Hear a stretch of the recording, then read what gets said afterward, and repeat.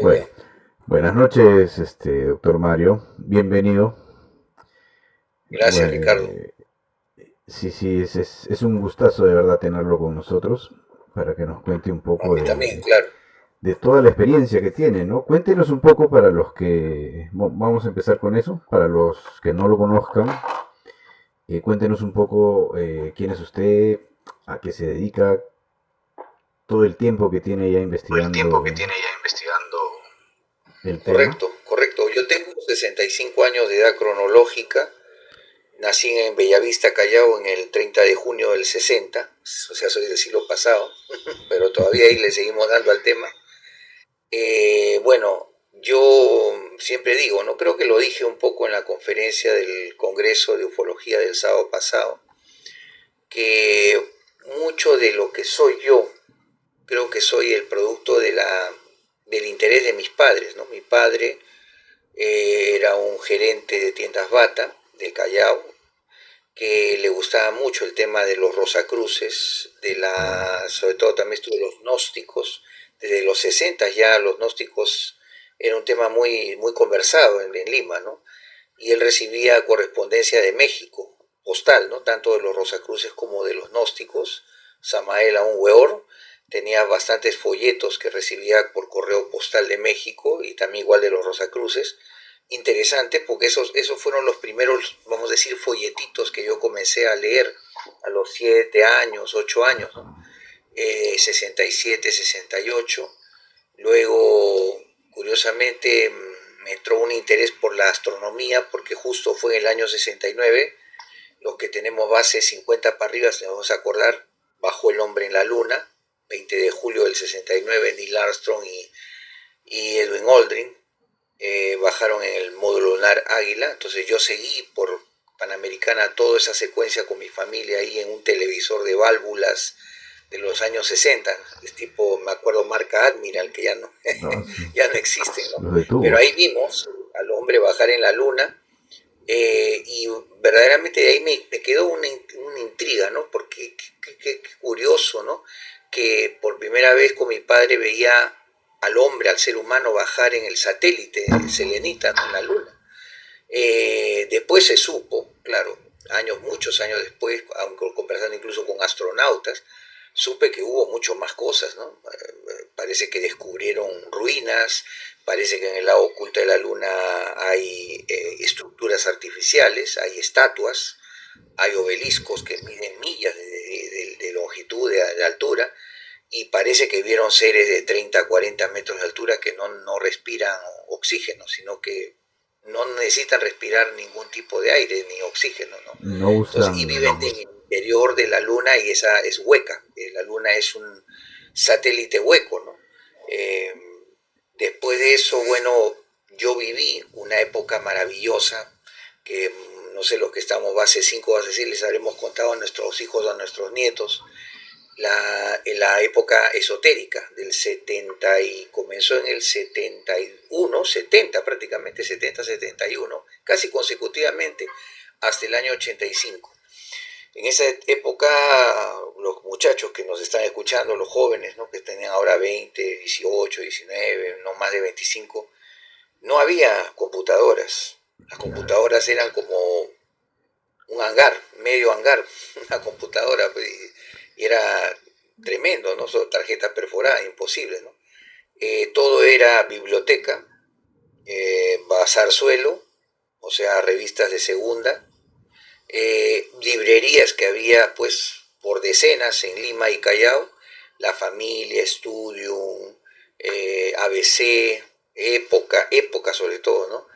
Y ahí ellos vendían, pues, vino una literatura maravillosa española, sobre todo española, argentina, colombiana, chilena, de todo lo que es el mexicana, de todo lo que son los temas de ovnis, ¿no? Ovnis, misticismo, budismo, filosofías orientales.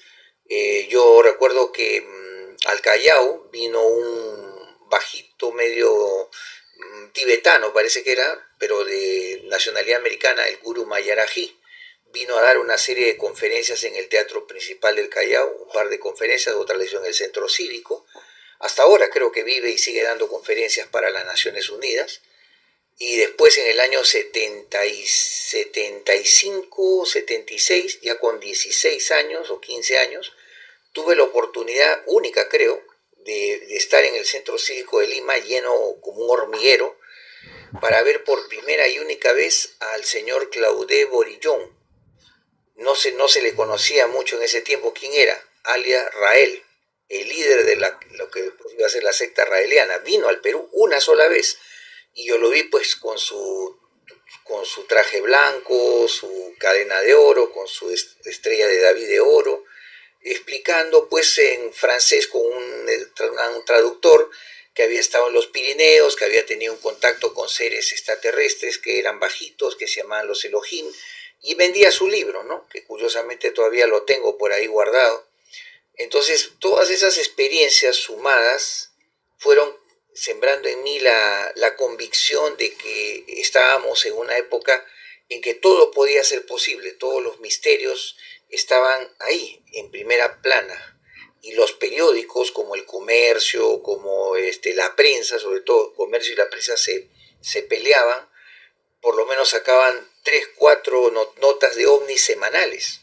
Ahora nadie saca ni una sola nota de ovni, a pesar de que continuamente se siguen viendo ovnis en la costa, en la sierra, en la selva. Ya los periódicos tienen, parece, la orden dictada de más arriba de no sacar temas de ovni, siendo el Perú, mi estimado Ricardo, el tercer país a nivel mundial después de Estados Unidos y México donde más se observan ovnis.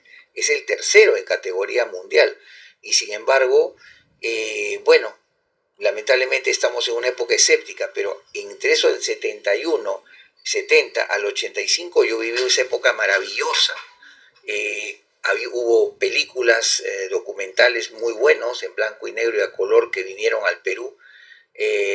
Vino por primera vez creo JJ Benítez, vino el doctor Jiménez del Oso, ¿no? A hacer investigaciones incluso sobre chamanismo en el norte.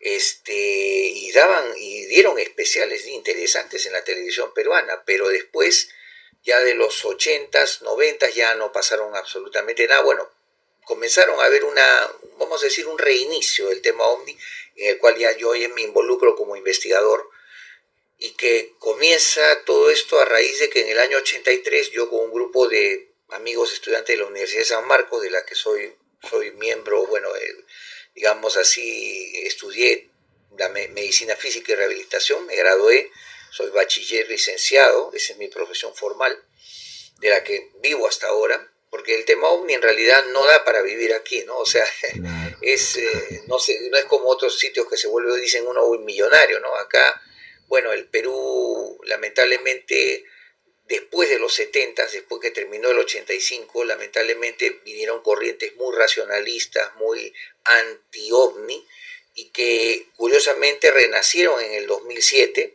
Hubo gente que se disfrazó de ufólogo y que los contrató empresas como El Comercio, como como RPP, y dieron lugar al nacimiento de una especie de ufología desinformadora. Ellos incluso amenazaron cuando les dieron su programa de radio en el 2007, que nacía una radio, que no voy a decir el nombre ya, pues la radio ya feneció, pero todo el mundo sabe a quién me refiero. Dijo que a partir de su programa se iba a hacer la nueva ufología peruana, ojo, y que ellos iban a desmitificar todos los casos ovnis desde antes del 2007. Y así fue. Han querido tumbarse el caso del extraterrestre de Marcahuasi del año 82 de la revista Oiga, caso que yo investigué e incluso hablé con el técnico de la Kodak que reveló el negativo. Incluso hablé con el jefe de la Comisión Nacional de Investigación y Desarrollo Aeroespacial, que era parte de la NASA aquí en Perú, Ricardo Coloma, y él me dijo, bueno, él medio ambiguo, me dijo, yo analicé el negativo porque tenía curiosidad. Yo le dije, pero usted era el jefe del CONIDA y trabajaba con, no era que la NASA le ordenó, no, la NASA no tuvo que ver, pero fue una curiosidad científica. Bueno, ¿y qué concluyó usted? ¿El negativo era falso o verdadero? Era verdadero, me dijo. Entonces, si es verdadero, entonces ese señor que estaba fotografiado medía 3 metros de altura y era un extraterrestre que se hacía llamar Yarriot, que parecía que era un apuniano. Entonces él se reía y decía, bueno, si usted lo dice que es Yarriot, todo esto, yo se lo dejo a la libertad. Pero lo único que le puedo decir es que el negativo era verdadero. Así, casos así se han querido desmitificar, pero ha sido un trabajo contracorriente, Ricardo. Y aparte esto tuvo su epítome, o sea, yo estuve en una curva ascendente en las investigaciones hasta que en el 2012-2013 emprendo un proceso de desclasificación política administrativa frente al gobierno de Ollanta Humala, y por primera vez en la historia me responde sobre el tema OVNI en el Perú. Nunca en la historia del Perú había respondido un presidente con carta oficial, un presidente del Consejo de Ministros y un presidente del Congreso. Los tres me respondieron a mí. Lo cierto es que eso tomó un hito histórico, pero las fuerzas militares y el Ministerio de Defensa no nos hicieron caso. O sea, en todo caso no nos dijeron la verdad, porque mientras nos decían que no tenían ningún archivo, secretamente a un periodista mexicano, que no es Maussan, porque Maussan es amigo nuestro, otro periodista mexicano salido de las huestes de Maussan, que ya se había retirado de su producción de Televisa, vino al Perú y se le enseñó 18 expedientes en secreto. Y a raíz de ahí fue un escándalo, pues, porque lo curioso del caso es que yo denuncié ese hecho irregular, porque yo decía, como a un peruano que cumple, paga sus impuestos y hace el trámite ante un gobierno que es de su país, no se le hace caso, y a un extranjero que viene diciendo que es un amigo especial, o sea, amigos especiales entre comillas, se le abre todas las puertas. Entonces yo le digo, ¿cuál es ese trato? Es un trato desequilibrante, totalmente no igualitario, totalmente discriminatorio. Entonces yo denuncié todas esas cosas, traté de hacerlo ante la prensa, tuve un encontronazo con gente del diario El Comercio, que El Comercio a raíz de eso me veta, se emite una orden de censura que parece mentira, hasta ahora tiene algunos efectos residuales. Ya ha perdido fuerza, pero sigue por ahí todavía manteniendo una postura anti-ovni y anti-momias de Nazca, que es parte de una política que tiene que ver, yo creo, que estos poderes económicos, porque en realidad El Comercio ya no es un diario democrático, ya no es un diario que engloba todo, no, más bien son excluyentes, se han ido demasiado a la derecha conservadora, y aparte parece que están influenciados tanto por el Vaticano como por la NASA y la CIA. Es la impresión que me ha dejado en todos estos años. Y esto también, por supuesto, como tienen acciones en la televisión, yo ya no tengo ingreso a la televisión y menos a las radios de señal abierta, porque la red de señal abierta ya prácticamente no hay gente tampoco capaces, no hay locutores y presentadores capaces de hacer una buena entrevista sobre el tema OVNI, sobre todo con los temas tan serios que se están dando en el tema OVNI actualmente, ¿no? Lo bueno es que ahora tenemos redes, ¿no? Las redes sociales ayudan bastante. Sí, y a raíz de eso es que programas como el tuyo, como el de otro señor que nos hizo reverdecer después de mucho tiempo, el señor Jorge Talavera de podcast, ¿no? Confesiones, ajá. Ya tenemos 2 entrevistas, la segunda ya marcó, ya se está acercando a 1 millón de visitas, y la verdad que eso nos llena de mucho, vamos a decir, tranquilidad, porque tenemos otros videos en YouTube, mira, de hace más de 15 años, donde increíblemente, siendo tema interesante, y los documentos que hemos presentado, no tenemos más de 600 visitas, de 400 visitas. Entonces eso nos extraña, es como dicen, ¿no? Sale un tipo saliéndose los mocos un día en YouTube y sale como 500.000 visitas en menos de 2 horas, ¿no? Entonces yo digo, ¿cuál es el beneficio, no? Con relación a ese tema, con relación al tema de los documentos ovnis militares, que yo creo que debería tener pues millones de visitas. Claro, eso hasta ahora es lo que nos sorprende, ¿no? Un poco. Bueno, sobre el tema que tocó inicialmente del viaje del hombre a la luna, hay muchas teorías, ¿no? Una de ellas dice que nunca llegamos, otra dice que llegamos pero encontramos cosas que no debíamos ver, otra dicen que llegamos y nos dijeron que no volvamos, Eh, ¿Usted cuál cree que fue el verdadero, lo que No, pasó verdaderamente? yo creo, yo creo que sí se llegó, pero yo tengo un relato diferente. Yo hablé con dos cosmonautas rusos, ex cosmonautas rusos en el año 2002, que justamente también eso fue parte de un veto que me puso una organización medio espiritualista, media mística, que fue porque ellos me contaron, tanto uno de ellos, el varón cosmonauta, Vasily Azerbeivsky, me dijo que él había visto hasta ángeles en la estación espacial Salyut, donde él estuvo 1 año, 3 meses solo. Un récord mundial tuvo de permanencia solo. Él vio ovnis, vio ángeles. Me dijo de que toda esta se había filmado, pero que estas filmaciones lamentablemente se entregaban a los jerarcas militares rusos y de ahí no se sabía qué hacían ellos con ese material.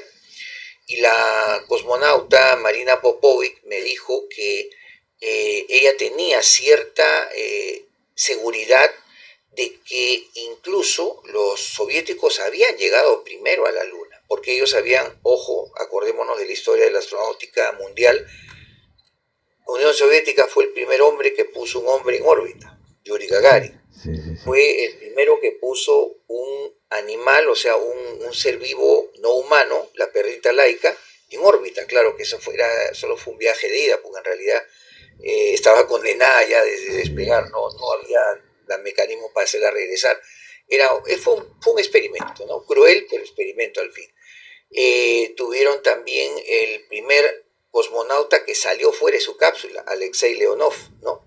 O sea, van 3 triunfos, incluso el primer satélite, Sputnik, ¿no? En el 57, o sea, la verdad que ellos claro, habían sacado 10 cabezas de ventaja a los Estados norteamericanos, Unidos, sí. estaban aterrorizados. Y según me dijo Marina Popovic, que ya falleció, me dijo que parece que hay algo de razón en esos relatos que hablan de que sí llegaron a hacer un módulo, pero el módulo era solamente igual para 2 personas, pero era más pequeño.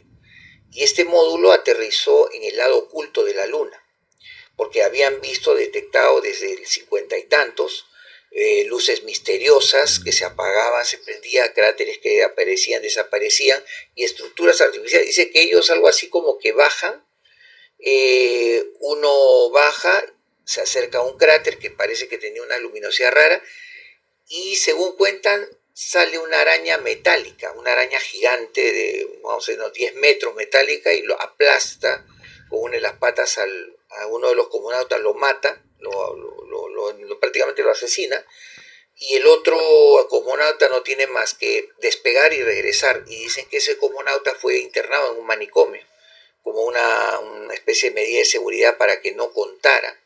Y entonces yo le digo, entonces si fue internado en manicomio, ¿cómo supieron en el occidente que había pasado esto? Porque uno de los científicos, uno de los académicos que había participado en el proyecto secreto del alunizaje en la Luna soviética, desertó a Francia y contó a varias revistas de que había pasado esto en la Unión Soviética, claro, pero como era solamente su palabra, no claro. presentó ningún documento, ¿no? Porque los documentos, pues, estos son sellados, secretos, ¿no? Y Sí, quedó como sí. una anécdota, pero que yo creo que sí hubo algo de eso, porque es muy extraño que las misiones Apolo, nunca ninguna fue programada a hacerla en el lado oculto de la Luna, todas eran en el lado visible, todas, si tú ves el mapa, solamente yo tengo incluso un mapa de los años 60 que me regaló mi padre, donde estaban por el aniversario del Apolo 11, me lo regaló, hasta ahora lo tengo, años 69, 70, imagínate, Eso. con tachuelitas amarillas y rojas estaban señalizadas pues los lugares de donde salen, y todos son en el lado Claro, visible, en el mismo ninguna lado. es en el lado oculto, por Y, algo será. y sobre el tema de Los Ángeles, ¿no? Que nos han vendido la imagen de que son hermosos, con alas. El ángel que vio este cosmonauta era como un ángel de energía, hasta donde tengo entendido, ¿no? Energía, sí, era como un cuerpo, o sea, él veía un cuerpo, pero más o menos una eminencia de cabeza, de tronco y de piernas. Brazos aparentemente no veía, porque las alas era como de 100 metros, vamos a decir 100 metros de altura. pero cada ala eran como rayos de energía de muchos colores, que dice que más o menos 1,5 kilómetros, porque ellos tenían un aparato llamado telémetro, con el cual pueden Claro. medir, ¿no?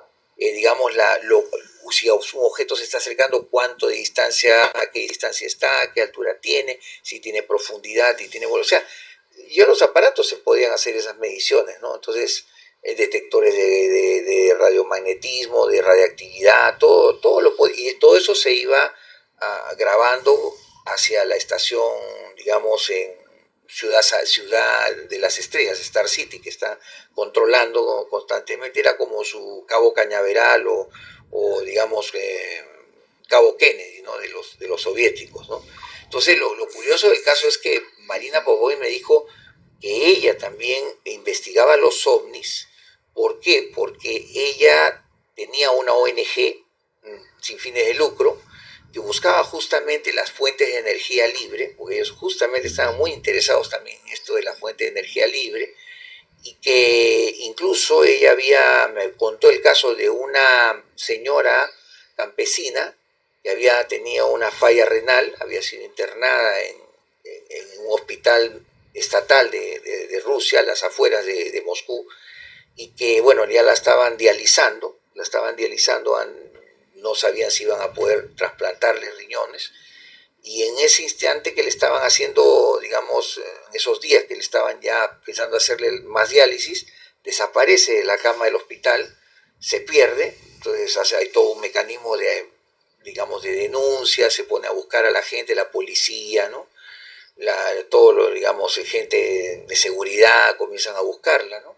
No la encuentran hasta que 2 semanas después unas personas la encuentran a esta señora en un bosque abandonado, ¿no? Un bosque de esos yermos, un páramo prácticamente, embarrada en barro, todo. Entonces, y se la llevan, pues, ¿no? La llevan al hospital y pensaron, ¿cómo ha podido sobrevivir si 2 semanas sin diálisis? Ya debería estar muerta, ¿no?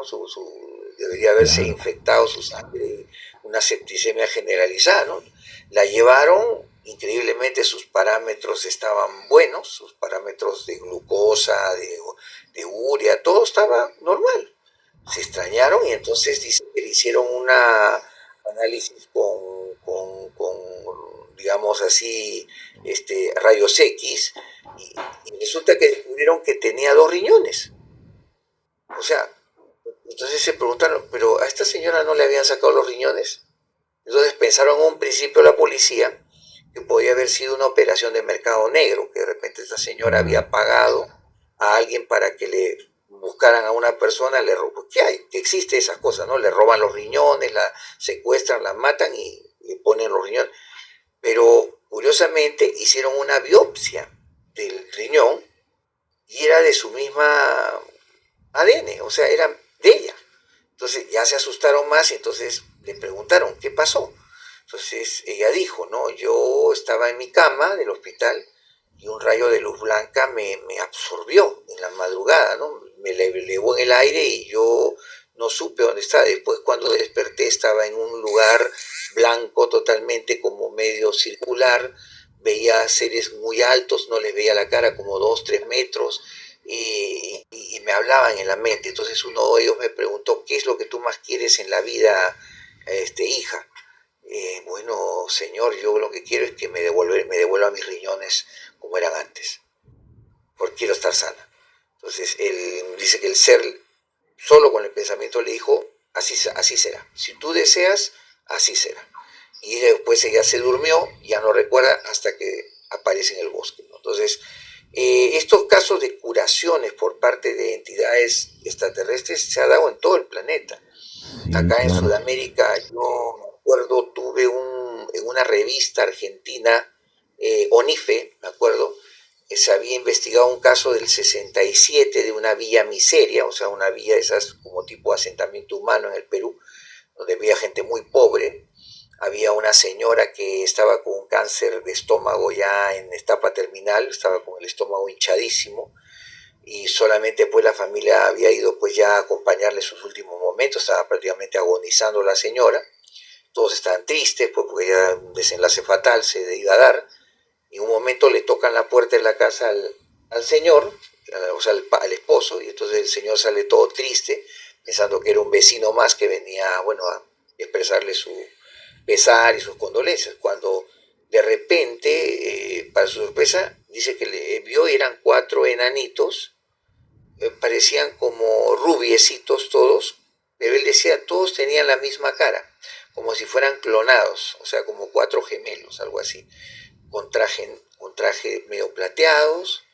Uno tenía un tubo, como una especie de cilindro, otro tenía como una esferita, otro tenía como una cajita, y el otro, no sé, creo que tenía también una especie de triángulo. Entonces, él les pregunta, ¿ustedes para qué vienen? Entonces dice que le hablaron en la mente, sabemos que tu esposa está mal, déjanos entrar y vamos a sanarla.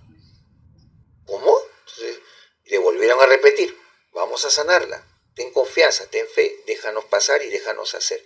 Entonces dice que él nos hace pasar todo extrañado, y la gente, pues, que estaba, familiar que estaba alrededor, se asustaron, dijo, ¿quiénes son estos enanitos, no? Nadie sabía quién era, nadie los había visto. Entonces cada uno se pone, uno al pie de la cama, el otro al lado izquierdo, al lado derecho, y el otro con la estrella simplemente hizo así, ¿no? Apuntó, dice, a su barriga, hinchadísima, dice que salió una luz como azul celeste, que hizo de que toda su barriga se hiciera transparente y se podía ver todo el interior de los órganos.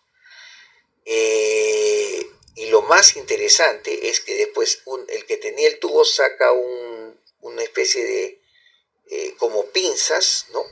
Largas, y comienza a hurgar en el tejido y va sacando aparentemente los tejidos cancerosos. O sea, era como sin abrirle la barriga con un bisturí.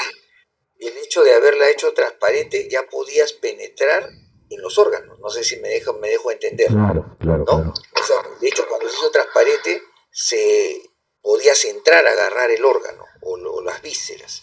Y dice que ahí lo operaron. Entonces, y el otro, creo, de la cajita, creo que emitió un rayo rojo. Y eso era como que iba cauterizando, cortando, el otro iba extrayendo. Duró un rato y después lo guardaron todo en una especie, en la misma cajita guardaron los órganos, o los restos de los órganos. Entonces dijo, ya hemos operado.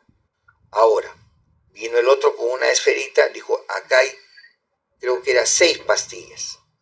Tienes que tomar esas 6 pastillas, una al día, pero religiosamente, a las 12 del día, cada día. Ni un minuto más, ni un minuto menos. No te equivoques en la hora, porque eso depende que se sane completamente. Cuando termine de tomar las pastillas, ella va a volver a la salud normal.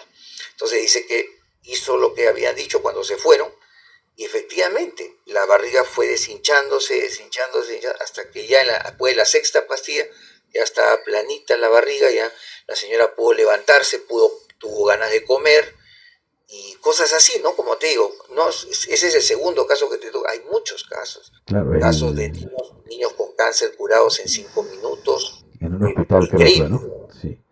¿Ah? En un hospital creo que fue eso de los niños con cáncer, ¿no? Sí, en un hospital de Alemania. Sí. Entraron también unos grises y curaron en 5 minutos, curaron un pabellón completo. Sí, Entonces yo digo, si tienen esa habilidad, claro. ojalá lo hicieran en todos los hospitales de todos los países todos los días, ¿no? Porque hay mucha gente que está muriendo de cáncer, sufriendo de cáncer, ¿no? Agonizando de cáncer.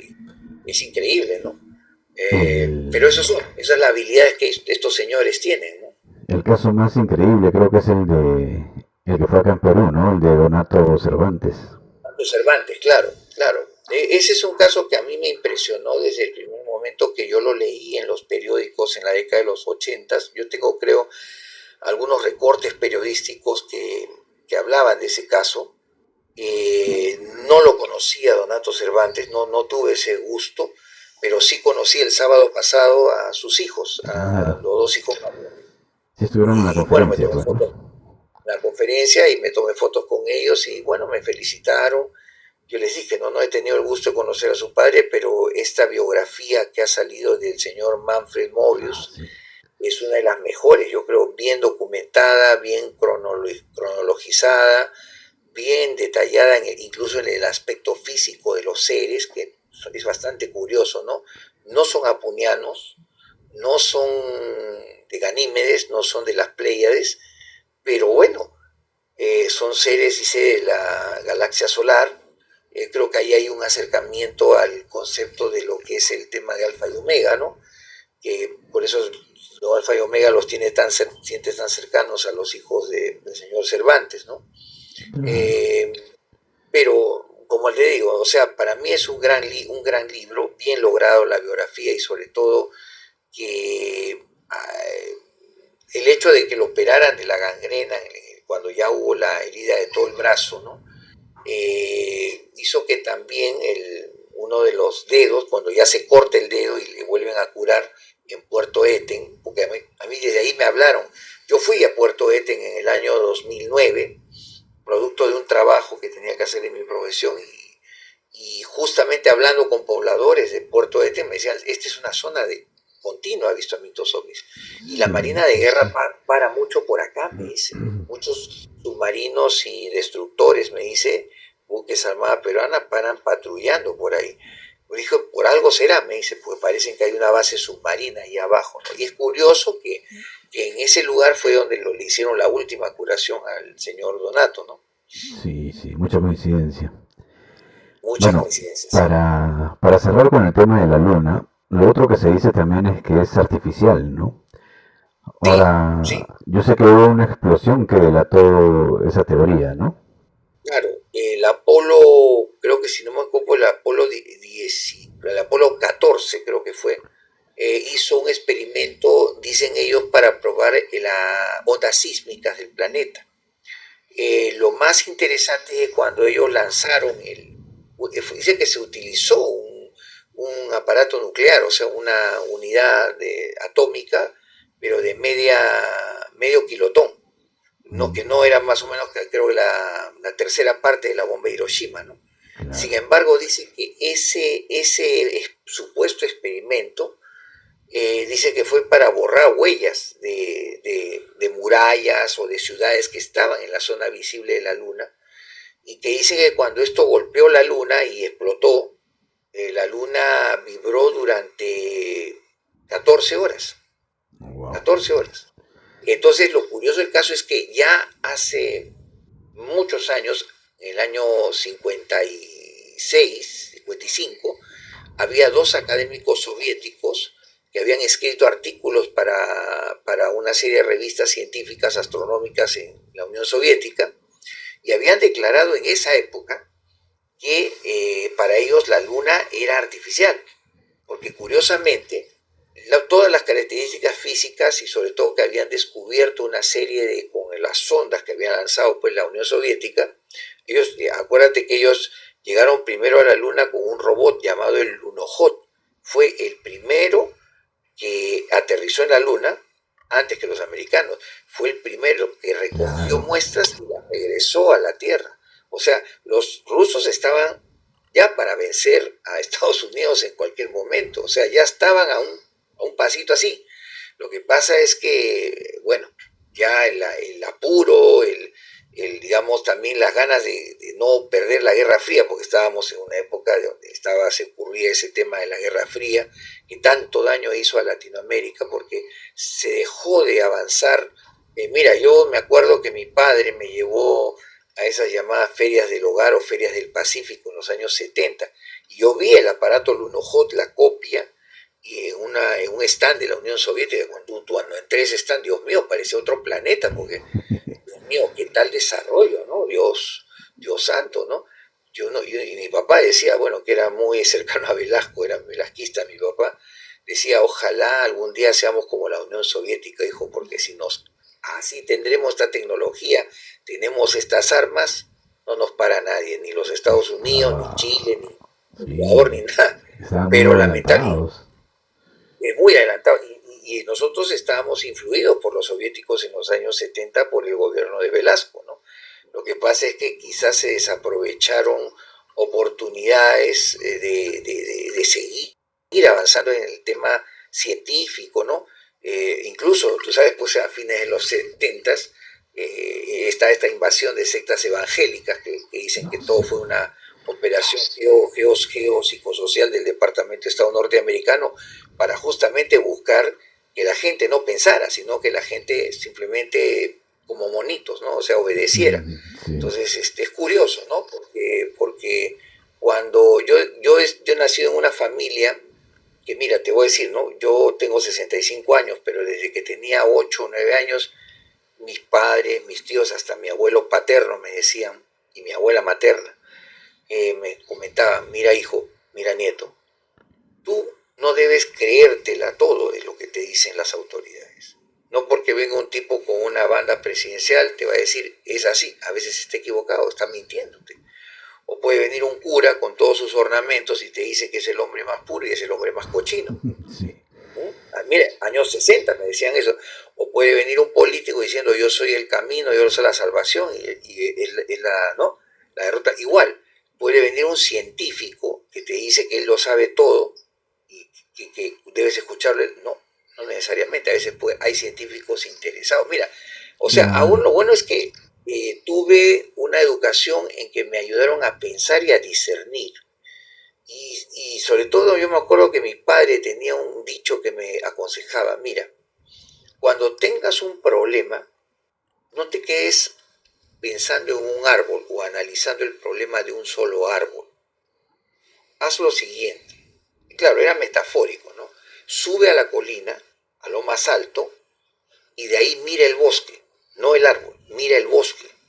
Una vez que mires el bosque comprenderás cómo está organizado el bosque. Y una vez que sepas cómo está organizado el bosque, sabrás quién maneja el bosque y quién no lo maneja. O como decían antes también los tíos y los abuelos, ¿no? Cuando iban a un sitio a tratar de resolver un problema. Yo quiero hablar con el dueño del circo, no con los payasos.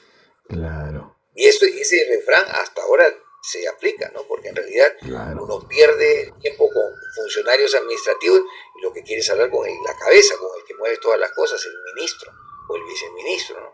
Pero esa gente es bien difícil llegarle, ¿no? Mira, yo he intentado meter el tema OVNI con 5 congresistas desde el año 2000, 2009 y Wow. aumenté más la presión con el tema de la desclasificación. Haces una vista de un ovni tomada en el Cusco recientemente, hace unos Sí, pocos años. justo me mandó estas Y es, fotos, ¿no? sí, A y ver, es curioso cuéntanos que un esto poco. se parece bastante, bueno, fue tomada por un turista en la zona del valle digamos, de Ollantaytambo, donde, ojo, siempre Machu Picchu, el valle de Urubamba, en la zona, toda esa del valle de Urubamba, siempre es zona de avistamientos ovnis. Yo tengo videos, algunos videos que me mandaron hace años, donde se ven esferas, incluso esas esferas como la de Buga, se ven Ya, ahí también claro. en esa zona. Se han visto esferas plateadas, igualito como la esfera de Buga, pero en los años 70, 80 y 90, de esas épocas ya Pero se ven, ese tipo de feras se han visto durante toda la historia, creo, ¿no? Y en varios desde los países. 40. Claro. Entonces acá hay una cosa, si se veían desde el año 41, 42, o sea, plena Segunda Guerra Mundial, y la era astronáutica comienza en el 57 y siempre los Estados Unidos nos han dicho sobre esas esferas que han caído en Australia, han caído en Norteamérica, han caído en Canadá, han caído en el desierto de Gobi, en el desierto del Sinaí, Sí. han caído en Rusia, ¿no? Han caído en China. Nos decían, son unidades de refrigeración de los satélites. Pero ¿quién lanzaba satélites en el 41, 42? Claro. Nadie. No Entonces, cuadran sus historias, ¿no? esto es, claro, no cuadran. O sea, entonces, el problema es, ¿no? Cuando la gente viene, un agente de la NASA, acá un oficial de la NASA, y lo he visto, ¿no? La gente, los jóvenes sobre todo, oh, un agente de la NASA, qué interesante, y creen que es Dios, ¿no? No, que simplemente es un simple funcionario que viene a hacer una serie de charlas de motivación, y bueno, pero hay que creer en la NASA. Algo dice, no, pero la NASA hay que creerle, ¿no? Algunas señoras, señores en Perú tienen la idea equivocadísima de que la NASA es Disneylandia. Bueno, tienen un sitio, un parque de diversiones, ¿no? Donde se ven los cohetes, Ah, claro. pero eso es solamente la máscara, porque por detrás la NASA es una organización lineal militar controlada por el Pentágono, controlada por la CIA, controlada por el Departamento de Defensa y la Agencia Internacional de Defensa. Y tiene injerencia sobre incluso sobre censura de imágenes, porque por ejemplo sobre esto de la imagen del 3U Atlas, dicen que esto es parecido a lo que han visto, ¿no? Una cosa con cuernos, una cosa con alas, bien geométrica, no es, como dicen, una roca, ¿no?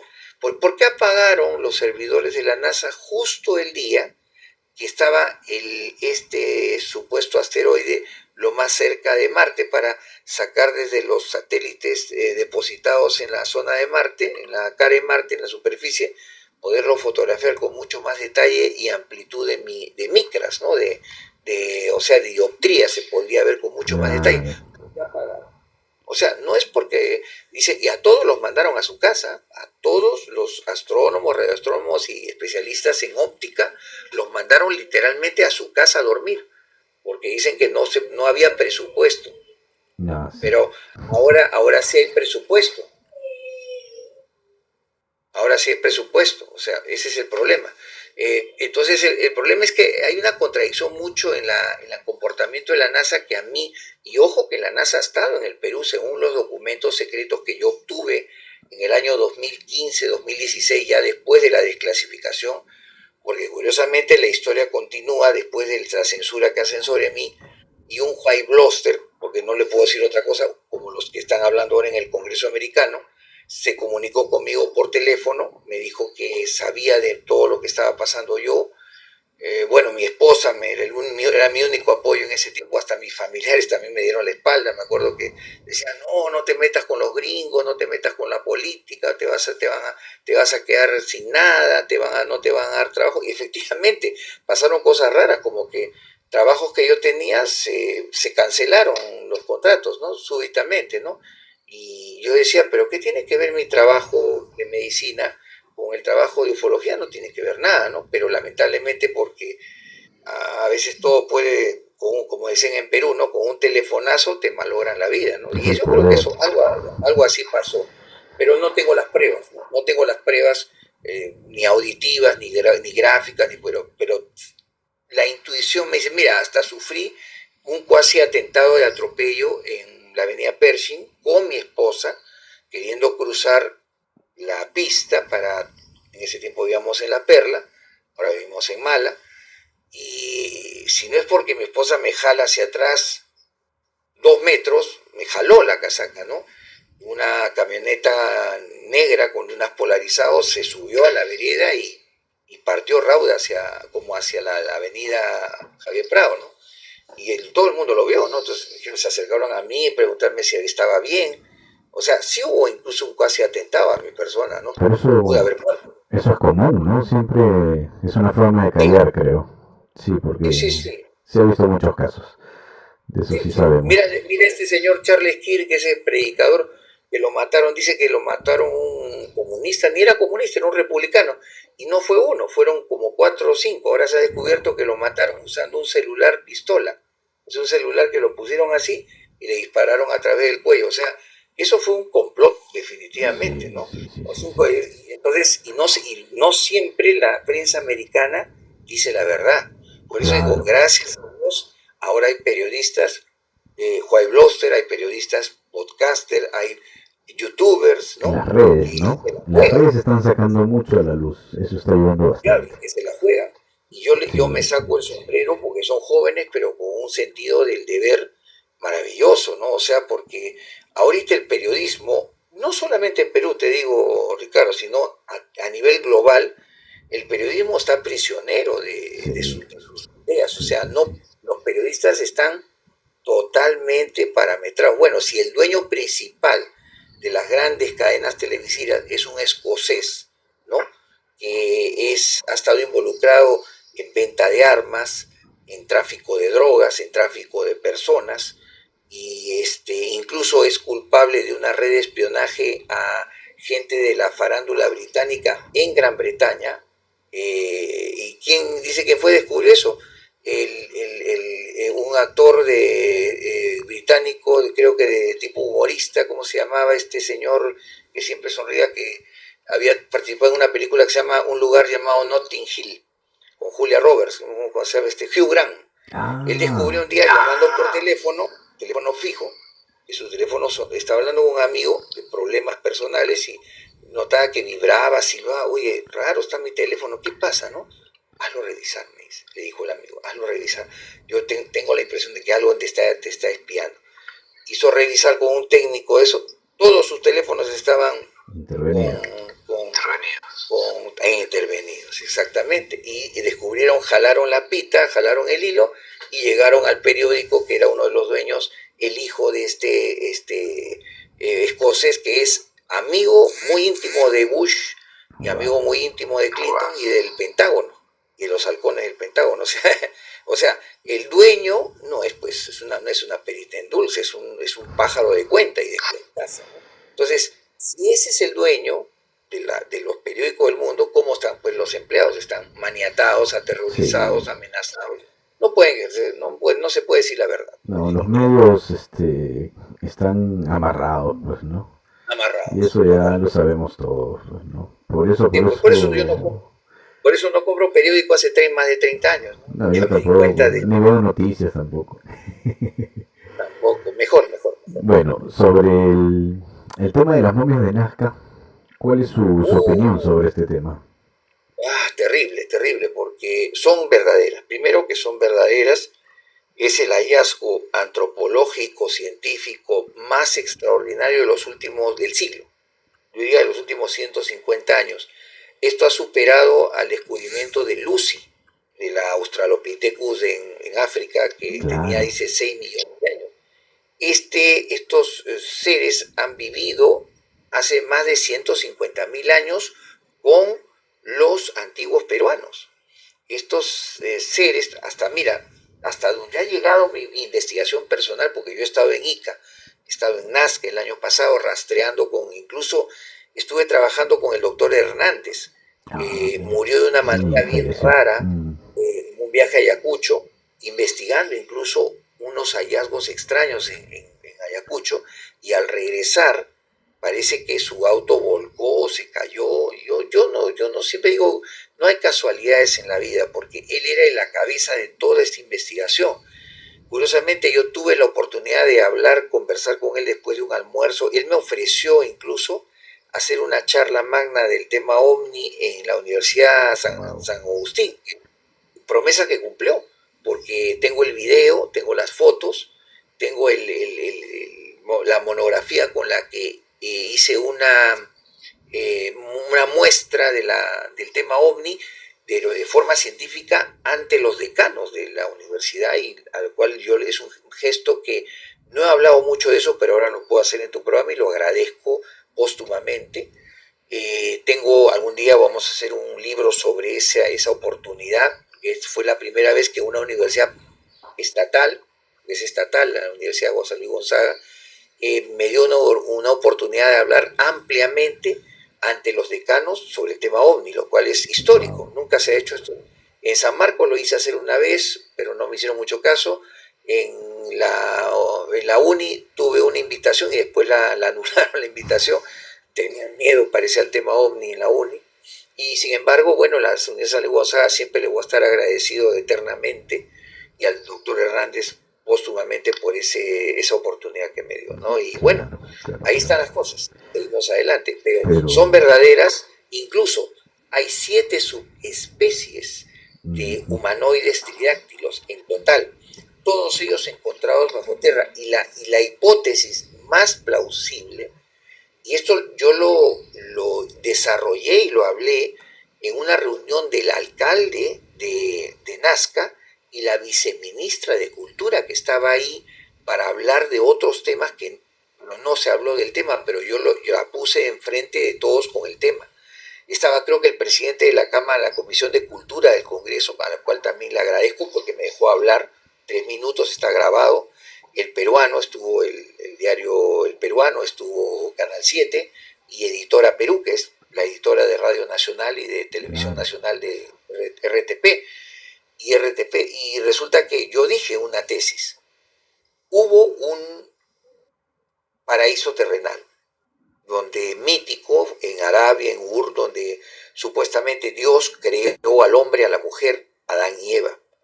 Pero si yo les dijera que mi hipótesis alargada al infinito podría ser de que hubo en todos los continentes, incluyendo el sudamericano, el continente americano, en las grutas, en las cavernas subterráneas, hubo otros paraísos terrenales.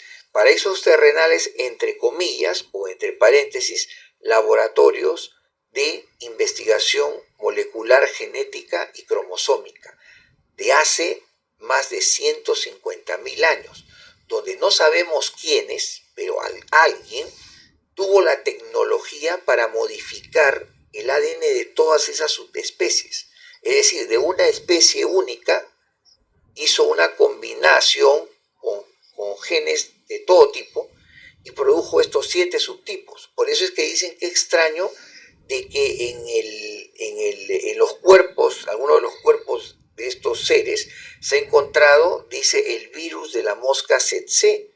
El virus de la mosca tsetse está en África África. del Sur. Claro, no tiene, ¿y qué tiene que ver África del Sur con Sudamérica? Aparentemente nada o aparentemente todo.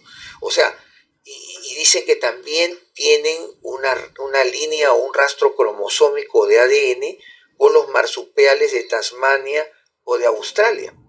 O sea, hay muchas cosas Y con que hay los que... Han de Asia, ¿no? Con los Han de Asia, claro. O sea, pero no es el único caso de seres pequeños encontrados. En Chile se encontró un ser de Atacama de este tamaño, que hay un libro sobre él, y Steven Greer, el señor de Disclosure Project, lo investigó. Dice que en Java han encontrado también restos de pequeños seres de menos de 40, 50 centímetros. O sea, yo creo que estos seres estaban en todo el planeta. Lo que pasa es que la ciencia oficial, que dicen que encontró gigantes, hace muchas décadas se encontraron gigantes en el Perú, en Sudamérica, en Norteamérica, fueron destruidos. Destruidos porque yo creo que la ciencia está dominada también por un aparato represor que puede venir de la CIA, puede venir del Vaticano, puede venir de la NASA, y no se quiere que se sepa que hubo, antes de las eras preadánicas, hubo seres que se parecían. Por eso yo digo que puede ser que los seres tridáctilos es una puerta abierta a emitir una hipótesis de repente de que pudo haber sirenas, que de repente las sirenas sí son reales y existen en el mar, que los serpientes marinas también gigantescas son reales, que también esto del, ¿cómo se llama? Que dicen que han visto, yo escuché relatos de la época de mi padre, cuando mi padre era de Pucallpa, y él me decía que había colonos que estaban cerca de la frontera con Brasil que le decían que ellos juraban haber visto tarántulas del tamaño de una vaca, pero en los cerros, estaban en la frontera. Si es una tarántula del tamaño de una vaca ya es un problema para un ser humano, ¿no? Porque esa es una especie que podría depredarnos. O sea, y dice otros que han visto en África dinosaurios. O sea, entonces, estamos ante un mundo que de repente sabe cosas. El mar, en los océanos, no hemos llegado a las profundidades de 20.000, 30.000 metros de profundidad. Cuando llegaron a la fosa de las Marianas en el 67, con el batiscafo Trieste, la Marina norteamericana, dijeron, no encontrar vida, porque a 20.000 metros de profundidad, imposible, no hay. No llega la luz, no hay vida, no hay metabolismo, no hay peces, no hay plantas, no hay nada. Bajó el batiscafo y encontró más de 500 especies nuevas de peces, protozoarios, medusas, tiburones, un mar de vida. Claro, algo diferente. Y acuérdate que hace poco, hace unos 4 años, un vietnamita, buscando creo uno de sus carneros o animales que se le había perdido, encuentra una caverna, una gruta, y en la gruta descendió, era un ecosistema de bosque a cientos de metros de profundidad, con cataratas, con ríos subterráneos que tenía su propio ecosistema, y era un bosque enorme. Entonces, las leyendas que hablan, viaje al centro de la Tierra, esto del Agarthy, del Shangri-La, de repente, ¿no? De repente son ciertas, ¿no? Hay pruebas de que debajo de la Tierra puede haber vida, ¿no? Y yo creo que sí, yo soy uno de los que creo firmemente que hay un mundo hueco, o sea que la Tierra es hueca y que dentro hay un mar interior, hay continentes interiores y que hay un sol El interior que famoso sol, ¿no? equilibra el sol interior de color verde, que equilibra al de color blanco, amarillo que tenemos acá arriba, ¿no? Y que Claro. otorga cierto tipo de poderes a los seres que están ahí, ¿no? Y que esos seres están gobernados por un rey del mundo que en los tiempos finales van a manifestarse de adentro de la Tierra hacia la superficie, ¿no? O sea, yo creo que todo eso puede ser cierto, ¿no? La Claro. Atlántida es cierta, ¿no? O sea, incluso la Atlántida creo que estuvo en Puno, en el lago Titicaca. Ahí está. John Anthony West, uno investigador británico, ha dicho que ahí puede estar la Atlántida, que la verdadera Atlántida estaba en el lago Titicaca. Yo Hay creo que puede ruinas, ser pues, verdad. ¿no? Hay Claro. ruinas sumergidas. Hay ciudades sumergidas, hay muros. Yo ayudé incluso a que se conociera esto, que, ojo, en el 2002 conocí a este buzo experto en excavaciones submarinas, un mayor de apellido Villavicencio, ya retirado de la Marina. Él tenía su compañía de buceo, le habían encargado buscar la goleta de Antonio Raimondi, porque era el centenario de Antonio Raimondi, y resulta de que no encontró ninguna goleta, encontró en cambio murallas, escaleras que iban bajando, esculturas de pumas y de llamas y de vicuñas y de piedra que iban bajando. Él lo fotografió todo eso porque, bueno, no había en ese tiempo tanto, las cámaras submarinas eran carísimas, ¿no? Entonces él tenía solamente cámara submarina. Tomó las fotos tipo Polaroid, las reveló y él me dijo, las fui a enseñar al radioprograma del Perú, pero como en ese tiempo recién estaban con sus primeras emisiones de televisión dentro de la radio, no había pues el Zoom, el alcance, ¿no? Como un buen PowerPoint para enseñar. Y solamente yo llegué a decir que me preguntó el señor Lombardi si esto se iba a publicar. Sí, yo las llevé al Diario de Comercio el día anterior y me dijeron que le iban a publicar. El Diario de Comercio nunca publicó nada de eso. Cuando yo llamé al quinto día, me negaron que habían recibido fotos del señor Villavicencio. Entonces yo monté una estrategia para contrarrestar esa censura, porque esto es censura. Entonces llamé al diario Ojo, donde conocía yo al editor, era mi amigo en ese tiempo, y le dije, puedes atender al señor Villavicencio y ponerle, oye, ponle tu portada y página central. Mire, con todo el mayor gusto, doctor. Lo fueron a entrevistar y salió en página central. Y ahí estaban las fotos. Wow. Curiosamente, eso hizo que National Geographic después lo entrevistara a él e hiciera una expedición, pero que no, curiosamente no le autorizaron al final a hacerlo, porque ya en el otro lado, los bolivianos ya habían hecho su proyecto ACACOR con Francia y Brasil y descubrieron un ídolo de oro de 2 metros Wow. enterrado ahí en el fondo del lago Titicaca, pero para el lado boliviano. A esas son ya en los últimos años, nuevos periódicos como Destape, como El Sol, ¿no? Me permitieron mostrar la foto de las reuniones de Elizondo con el comandante general de la FAP, el general Esquerra, el famoso general del aire, que Ah, se ya. manifestaba siempre Milagros Leiva para que lo rescatara de que no la detuviera. Sí, Bueno, sí. ¿te acuerdas? Por primera Claro. vez este general le dice a Elizondo, porque Elizondo le dice que quisiéramos colaborar, nuestra organización, To The Stars, con Ton de Launch, para que ustedes nos dan alguna información ovni que tengan. ¿Sabe lo que le dice? A mí me habían dicho, eso fue el 2019, o sea, 5 años después que la Fuerza Aérea me había dicho que no tenía ningún documento. Y qué curioso, este señor general en History Channel le dice, con las palabras traducidas al español, usted es gran amigo nuestro, es un gran amigo porque nos ayudó a combatir el terrorismo, le vamos a dar información porque nosotros tenemos más de 200 expedientes sobre avistamientos ovnis de la Wow. Fuerza Aérea. Entonces, y me pareció mal, porque esa no era la respuesta que debió haber dado el señor Esquerra. El señor Esquerra le debió haber dicho, si cumplía la ley, mire señor Elizondo, usted es un gran investigador, lo aprecio, pero ¿sabe qué? No podemos cumplir con ese deseo porque hay ciudadanos como el ciudadano Mario Segarra que ha pedido bajo la ley de transparencia y acceso a la información, esta información, y está procesándole para tratarse de dar, si es que hubiera sido un mundo ideal, ¿no? Pero en un mundo no ideal como el de ellos quiere decir que le dan, los militares de Perú le dan digamos, vamos a decir, la preferencia al primer gringo que viene, ¿no? Sí, Gringo, ojos azules, pelo rubio, ay, me tiro hasta el suelo. Cuando viene un peruano, ¿no? Chalaco, como soy yo, no existo. O sea, es una sensación que me dio la Fuerza Aérea en ese tiempo, el trato, es que Mario Segarra no existe como ciudadano para la Fuerza Aérea y para las fuerzas militares. O sea, el civil que es Mario Segarra es poco menos que un fantasma, que un aparecido, ¿no? Entonces, no tiene importancia mis derechos constitucionales. ¿No? Entonces, ¿qué soy? ¿Un pedazo de carne que rebota en la calle? No creo, ¿no? Porque yo creo que va a llegar el momento en que vamos a tener que, vamos a decir, venir a una época donde los militares se actualicen, como los claro, militares americanos, ¿no? Creo que tenemos que llegar a eso. sí.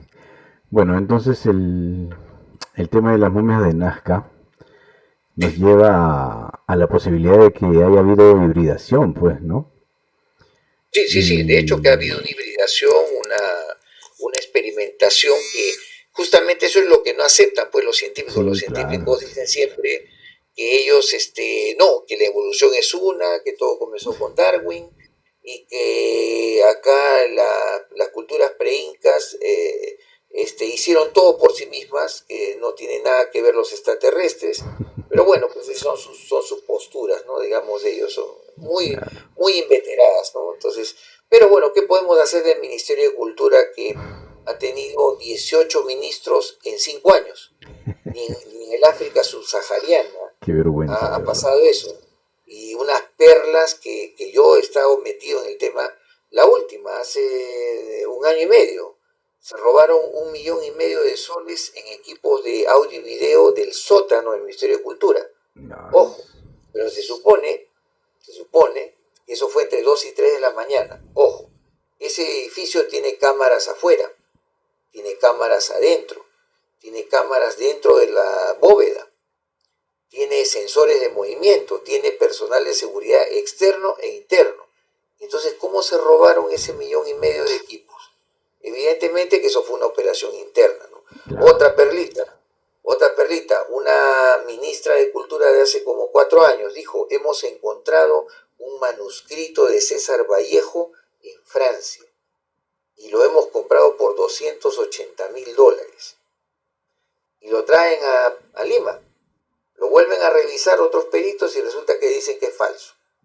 Se perdieron $280,000. Entonces, con esa, No, y lo más anticultura, una ministra, una viceministra que después fue ministra, ¿no? Muy, muy, muy comentado, reunió, dice, como parte de una integración cultural, ¿no? Y de englobamiento cultural a un grupo llamado La Resistencia, un grupo de choque, un grupo de que lo que hace es ir a molestar las casas de los opositores políticos, a tirarles cosas y digamos, a agredirlos verbalmente, y de palabra y de obra. Entonces yo digo, ¿qué de cultural tiene eso?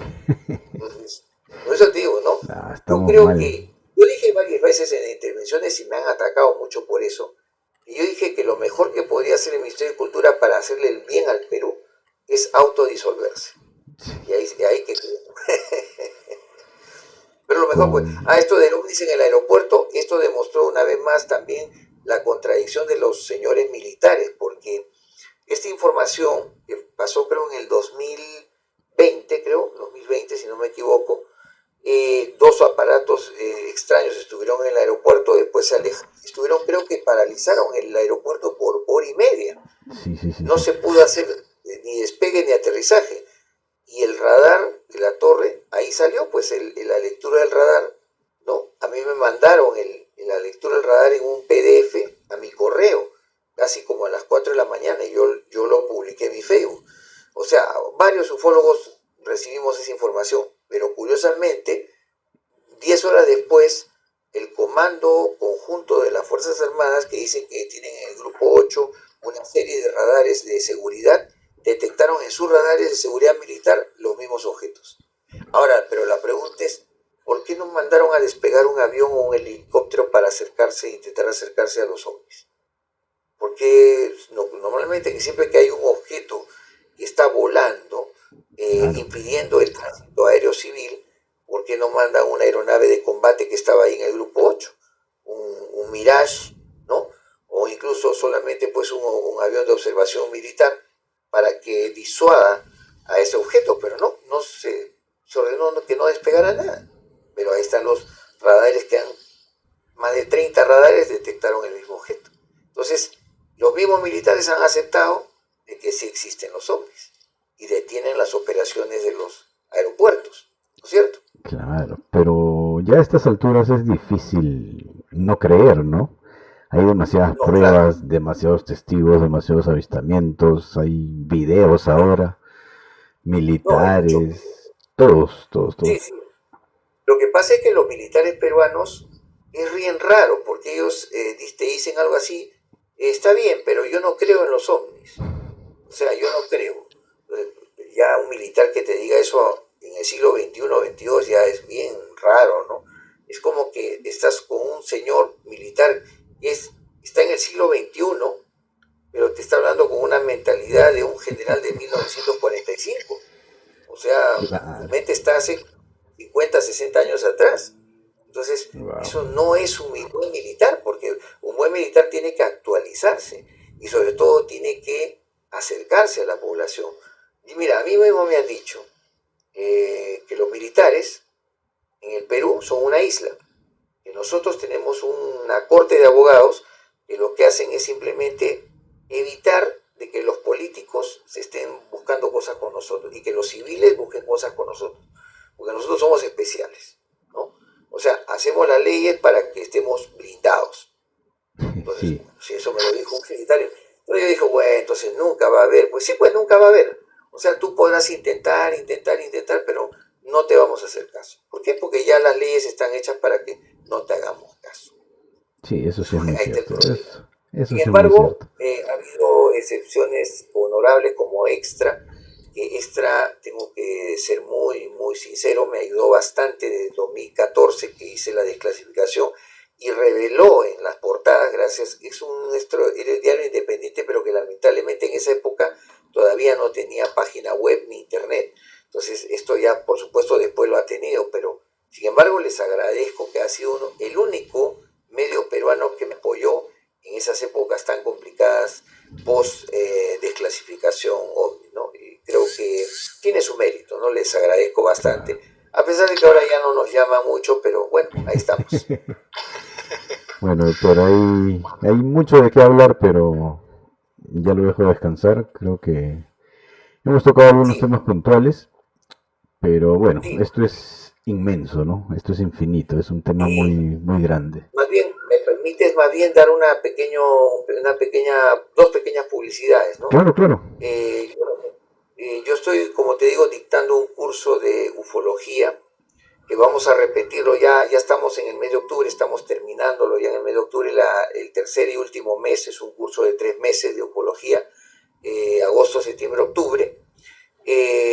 Sin embargo, en noviembre y diciembre vamos a hacer un curso de profecías. Y los que quieran inscribirse en ese curso de profecías pueden comunicarse a mi WhatsApp al 901-548-509. Vuelvo a repetir, 901-548-509. Ese es el WhatsApp de Mario Segarra. Y también les anuncio de que, bueno, nosotros también estamos vendiendo desde hace algunos meses una literatura ufológica en formato PDF y Word, no solamente ufología, sino contactados, investigación ovni militar, civil, casos de clásicos de la ufología mundial, el proyecto Libro Azul, Nostradamus, vendemos también sobre la maldición de los faraones, simbolismo, misticismo, cuestiones rosacruces, gnósticas de Samael Aun Weor, tenemos algunos libros famosos de Jacques Vallée, investigadores españoles, JJ Benítez, ahí tenemos todo para poder ofrecer. También los que deseen adquirir esos libritos tienen nuestro celular el 901-548-509. Eso nada más. Bueno, ¿y en las redes dónde lo pueden ubicar? Bueno, Yo tengo un Facebook que se llama Mario Segarra, con Z, Mario Segarra. Y bueno, en TikTok tenemos este que se llama Mario Segarra Ufología Misterio. Y vamos a también a mejorarlo, a hacerlo más un poquito más, porque lo tuvimos activo mucho el año pasado, pero lamentablemente sufrimos un hackeo, de Wow. repente interesado para hacernos bajar de seguidores, pero vamos a recuperarlo, no se preocupe. Claro, claro. Bueno, este tema tiene para mucho. Y nada, Uf, gracias por aceptar la invitación. Espero volver no, a tenerlo más adelante.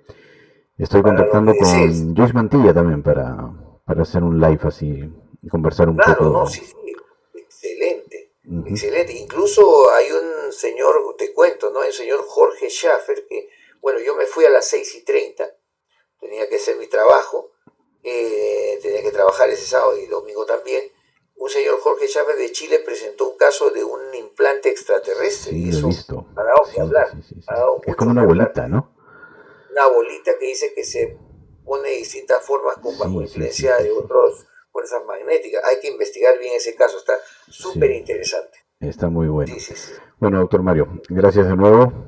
Y bueno, nos vemos en el curso. Un curso. Y espero seguir viéndolo en los medios también, ¿no? En las Sí, redes sí, sociales, por todos definitivamente, lados. pronto va a haber. Va a Ujú. haber pronto.